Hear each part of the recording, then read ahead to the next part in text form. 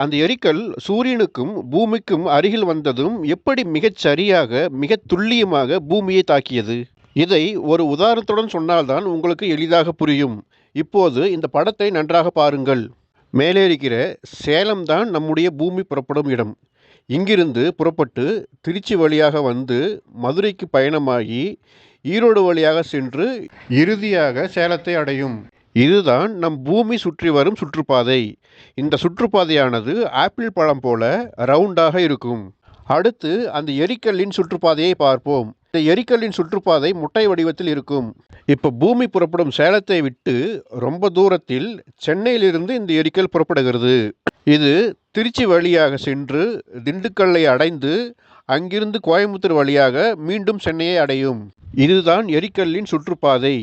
இதில் நீங்கள் நல்லா கவனிக்க வேண்டியது என்னென்னா, பூமி சேலத்தில் புறப்படும் போதும் திருச்சியை தொட்டுவிட்டு தான் செல்கிறது. அதே போல் எரிக்கல் சென்னையில் புறப்படும் போதும் திருச்சியை தொட்டுவிட்டு தான் செல்கிறது.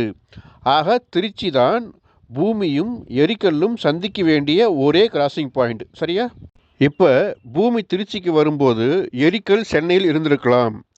எரிக்கல் திருச்சிக்கு வரும்போது பூமி சேலத்தில் இருந்திருக்கலாம். இப்படியாக பூமி திருச்சிக்கு வரும்போது எரிக்கல் ஏதோ ஒரு இடத்தில் இருந்திருக்கும். அதே போல் எரிக்கல் திருச்சிக்கு வரும்போது பூமி ஏதோ ஒரு இடத்தில் இருந்திருக்கும். இப்படி ஒரு ஆண்டு அல்ல, 2 ஆண்டு அல்ல, பல மில்லியன் ஆண்டுகளாக பூமியும் எரிக்கல்லும் மோதாமல் மிஸ் ஆகிக்கொண்டே சூரியனை சுற்றி வந்தன. இந்த ஒரு சூழலில்தான் சுமார் 66 மில்லியன் ஆண்டுகளுக்கு முன்னர் அந்த நாளில் நம் பூமியும் மிகச்சரியாக திருச்சிக்கு வந்தது. அந்த எரிக்கல்லும் மிகச்சரியாக திருச்சிக்கு வந்தது.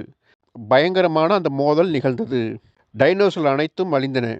பூமியின் ஒட்டுமொத்த சூழலையும் ஒரேடியாக மாற்றியது அந்த எரிக்கல். நண்பர்களே, இந்த வீடியோ உங்களுக்கு நல்லா புரிஞ்சிடுச்சுன்னா சப்ஸ்கிரைப், ஃபாலோ பண்ணுங்கள். நம்ம சேனலில் அடுத்து வரும் டாபிக் என்னென்னா, டைனோசர்களுக்கு யமனாக வந்த எரிக்கல் மனித இனத்துக்கு கடவுளாக மாறிய அதிசயம்.